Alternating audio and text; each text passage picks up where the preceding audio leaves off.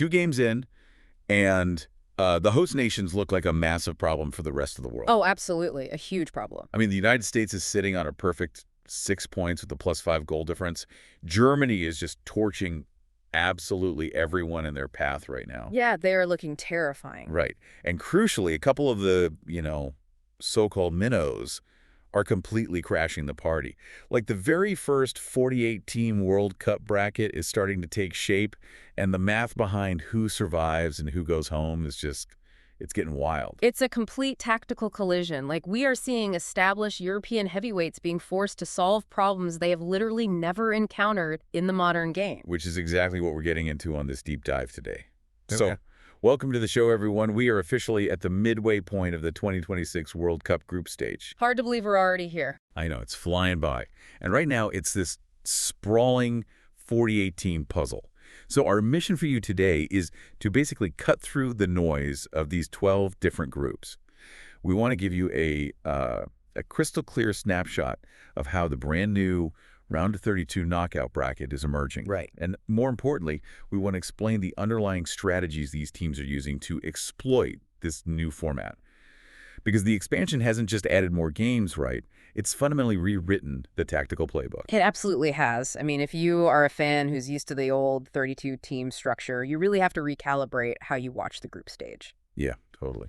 Just a quick reminder for everyone, this deep dive is brought to you by sportsbrackets.net, and you can actually follow along with all this live action using their Brackets League fantasy app. Which you'll definitely need, because the math is crazy. So to level the playing field real quick, we have 12 groups of 4 now. The top 2 teams in each of those 12 groups automatically advance. Right, which gives us 24 teams. Exactly. But we need 32 for the knockout bracket, so the remaining 8 spots are reserved for the best third-place teams out of those 12 groups. Yeah, and that race for the best third-place spots, that's where the real drama is brewing. It's kind of like it's like a massive music festival, right? You have the main stage headliners everyone expects to see, but the real story is the indie bands crashing the smaller stages. That's a great way to put it. But to understand who is dominating this massive field, we really have to look at the teams who literally own the stages, right? The host nations. The vibe in North America right now is incredible. Oh, the energy is off the charts. Historically, hosting the tournament gives you a bump. Like, we know that. But what we are seeing from the USA, Mexico, and Canada right now goes beyond just having 70,000 screaming fans. Right. They are actively weaponizing the new tournament structure. Take the U.S. men's national team in Group D. 6 points plus 5 goal difference. Exactly. They are flying. They're completely dictating the terms of engagement. Dictating is the perfect word for it.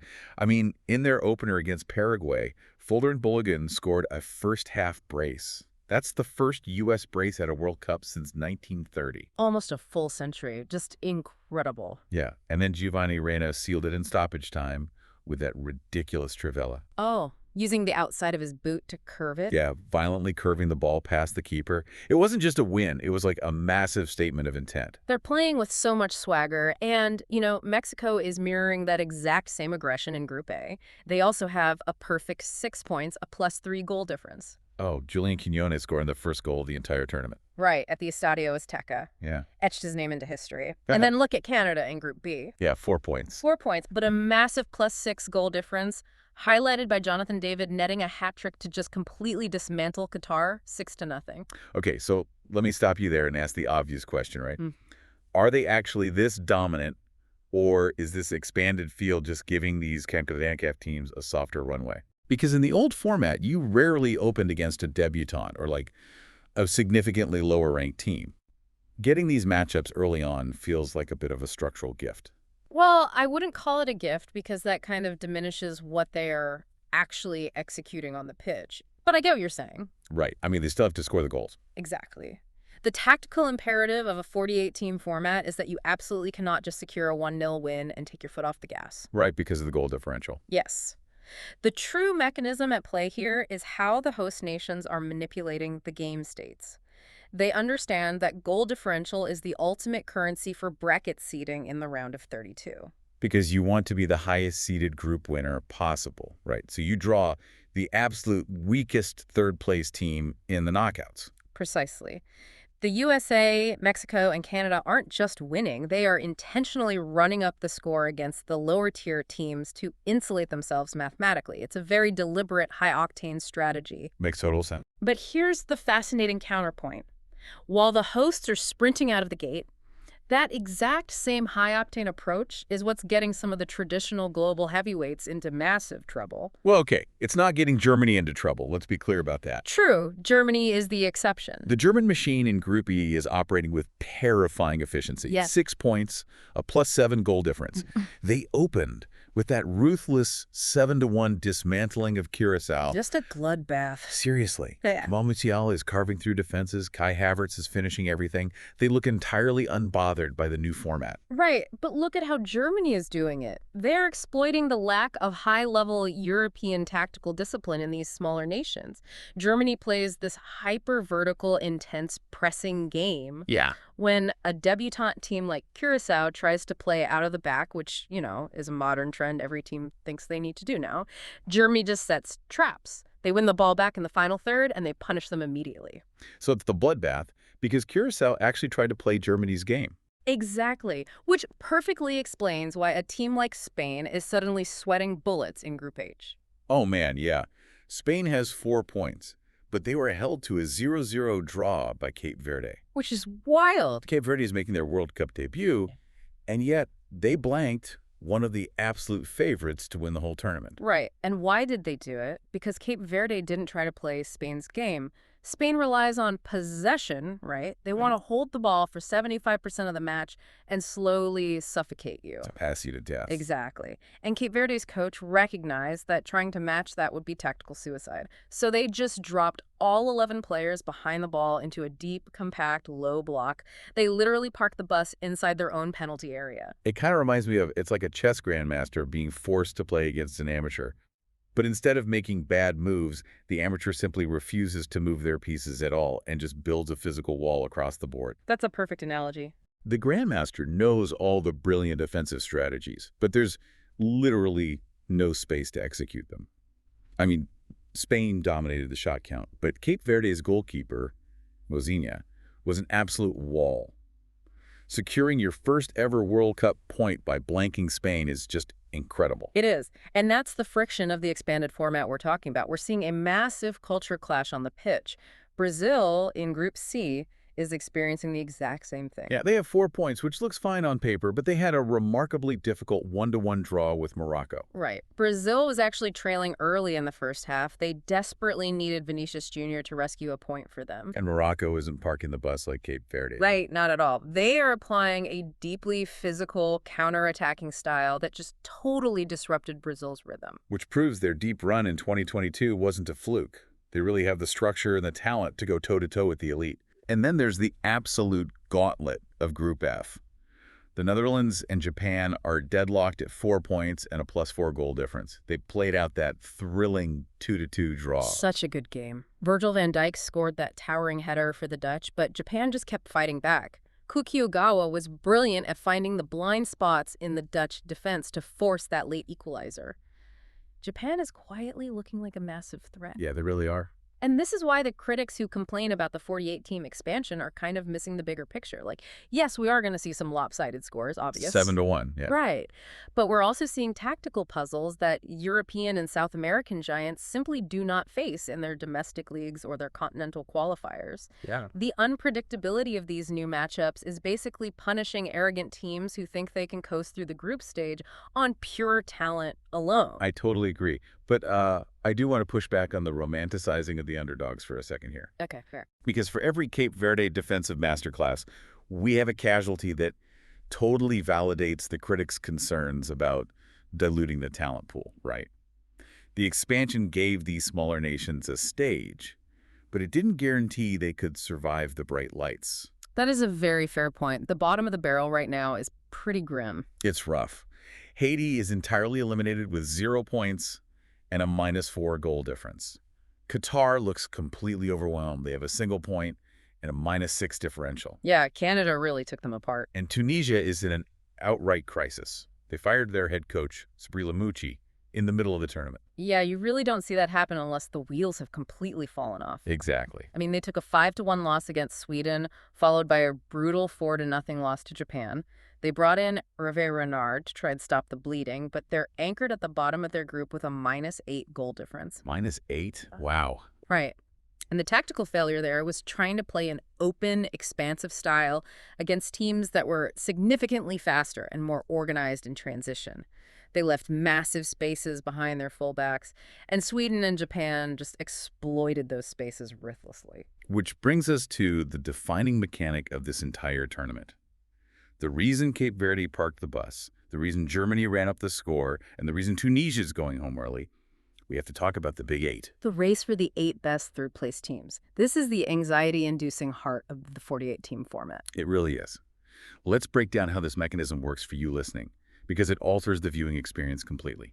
In a traditional 32-team World Cup, if you finish third in your group of 4, you pack your bags and go home. End of story. Done. But now, because there are 12 groups and we need to fill a 32-team knockout bracket, 24 automatic qualifiers just aren't enough. So FIFA takes the 12 teams that finish in third place, throws them all into a giant comparative pool, and the top 8 get tickets to the dance.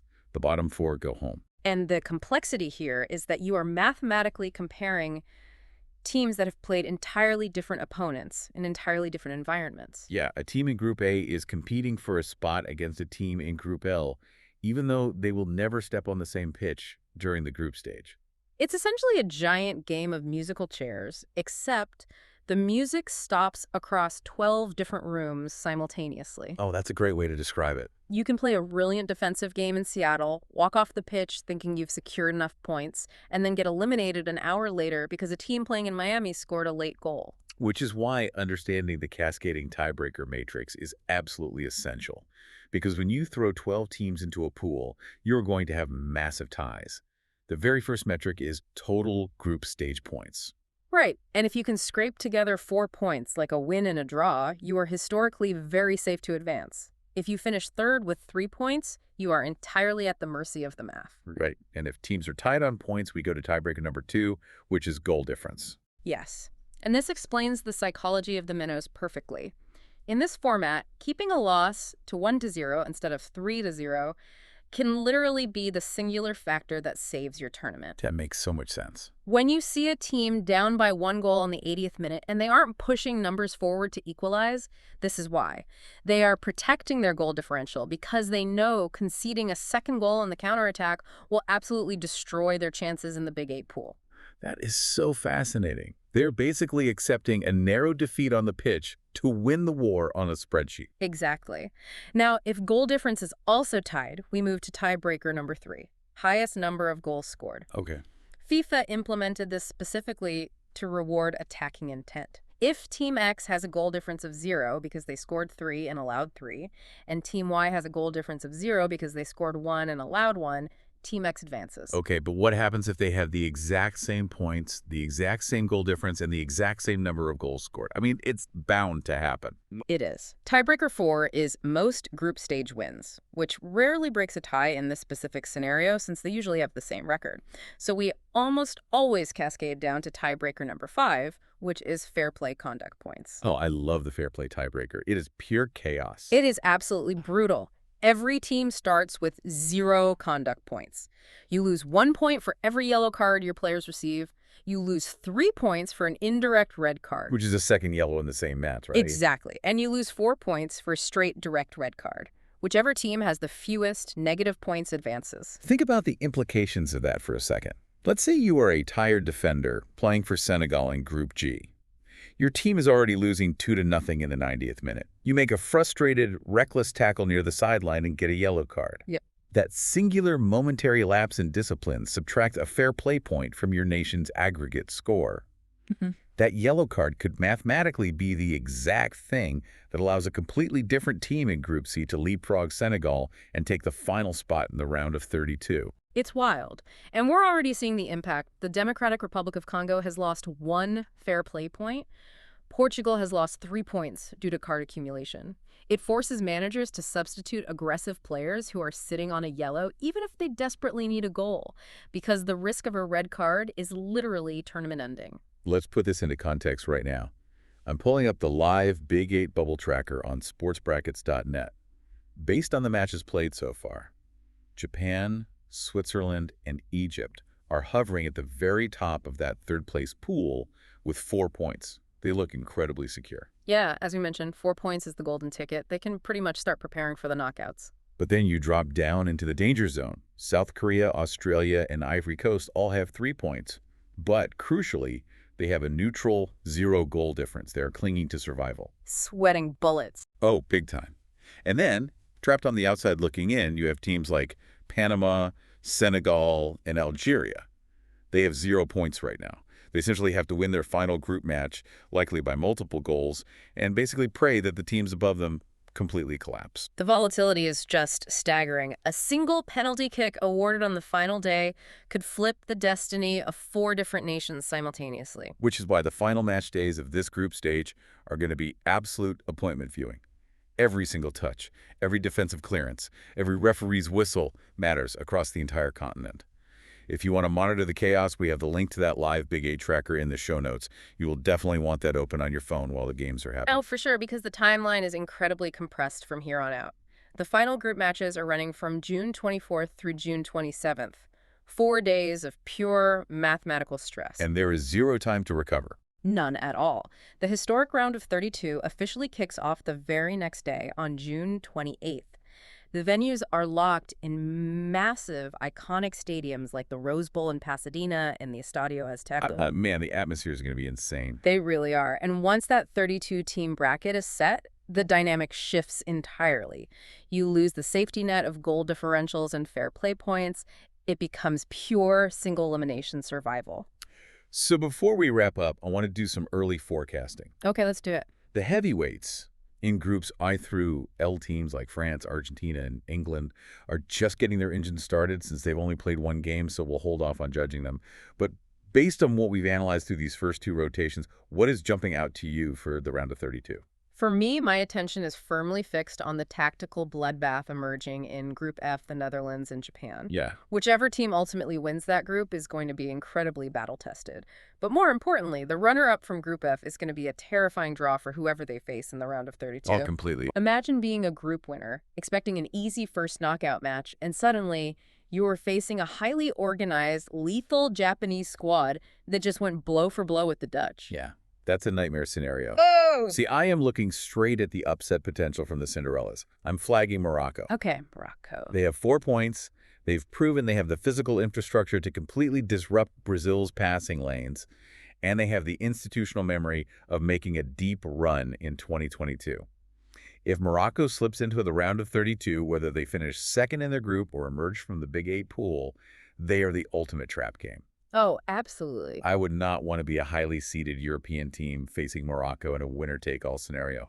They don't fear the Giants at all. They absolutely don't. And that is the beauty of this expanded format. It forces the Giants into really uncomfortable spaces. It really does. Now, for you listening, the puzzle pieces are moving incredibly fast. So go to the show notes and click the link for the 2026 World Cup Bracket Maker to start building out your own scenarios. Highly recommend doing that. Keep an eye on those live Round of 32 and Big 8 trackers over the next few days as the final group stage matches conclude. And if you haven't already, jump into the Brackets League fantasy game. Once the dust settles and the Round of 32 bracket is officially locked, we will be back with a massive AI-driven predictions deep dive to preview every single knockout matchup. But before we go, consider the long-term implications of this new math. Yeah. With 32 teams advancing, exactly 2/3 of the field survives the group stage. If a team only needs 4 points to practically guarantee advancement, will we see the traditional global superpowers eventually treat the group stage merely as a low-gear preseason? Will they stop pushing for a perfect 9 points and instead focus entirely on load management and avoiding injuries? And if they do adopt that kind of arrogant pacing, will these highly motivated, defensively disciplined smaller nations punish them for it when the single elimination games begin? Man, that is the defining question of the 48-team era right there. If you pace yourself like you're running a marathon, you had better make sure you don't get ambushed by a team sprinting a 100-meter dash while you aren't looking. Subscribe, and we'll see you when the bracket locks for the full knockout preview.